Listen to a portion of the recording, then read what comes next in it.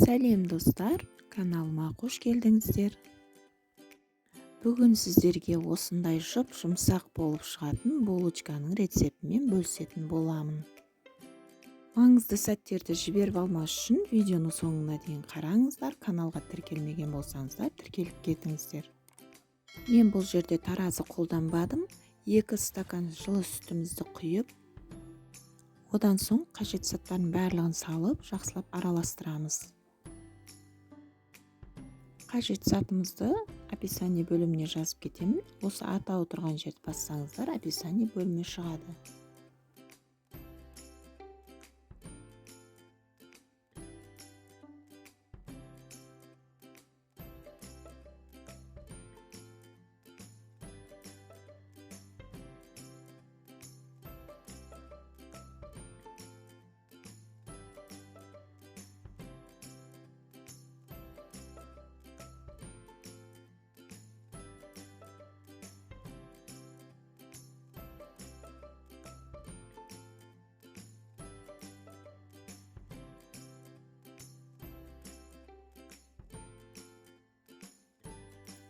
Барлығын салып болған соң, осындай стаканмен 5 стакан ұны салдым. Менің стаканым 250 миллиграммдық стакан.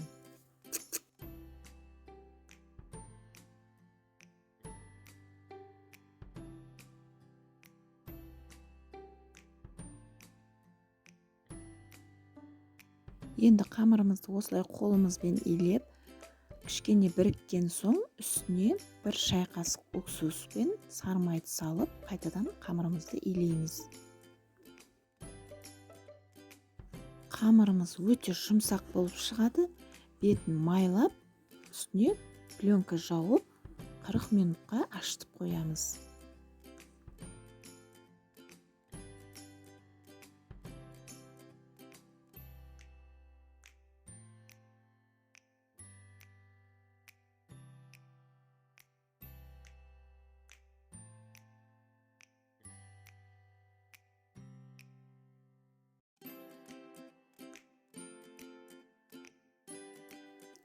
Менің қамырым 1 сағатқа шамалас тұрып қалды. Неке қамырымыз өте керемет болып ашып шықты.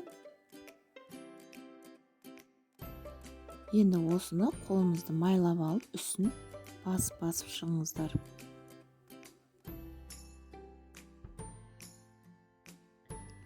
Енді булочкамызды жасаймыз. Осындай бөліктерге бөліп шығыңыздар бірдей. Сосын майланған табамыздың үстіне осылай қойып шығыңыздар.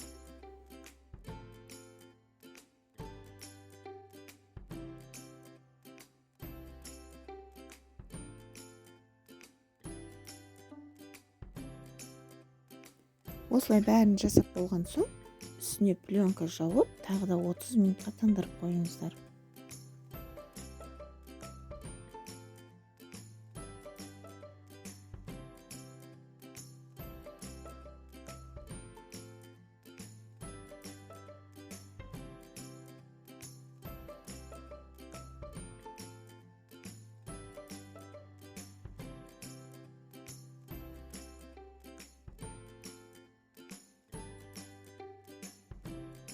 Жұмыртқаның сарыуызына 1 ас қасық сүт құйып, жақсылап араластырып, осы булочкалардың үстіне жағып шығамыз.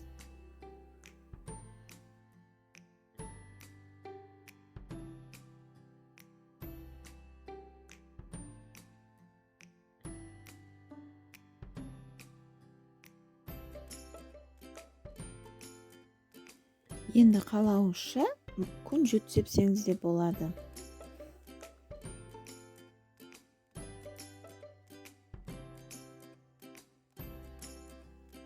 Алдын ала қызып тұрған пешке 180 градуста 25-30 минутта қызартып пісіріп аламыз. Мінеки булочкаларымыз дайын.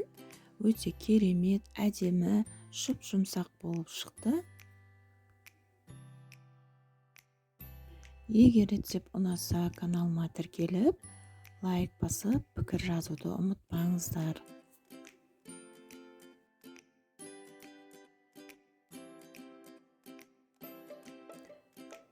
Міндетті түрде осы рецептпен жасап көріңіздер. Ең бастысы таразыны қажет етпейді. Стаканмен ғана өлшеп салыңыздар.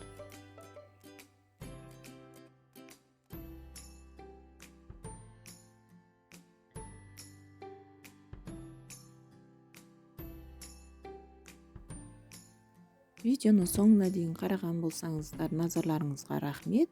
Келесі видеода көріскенше ас болсын.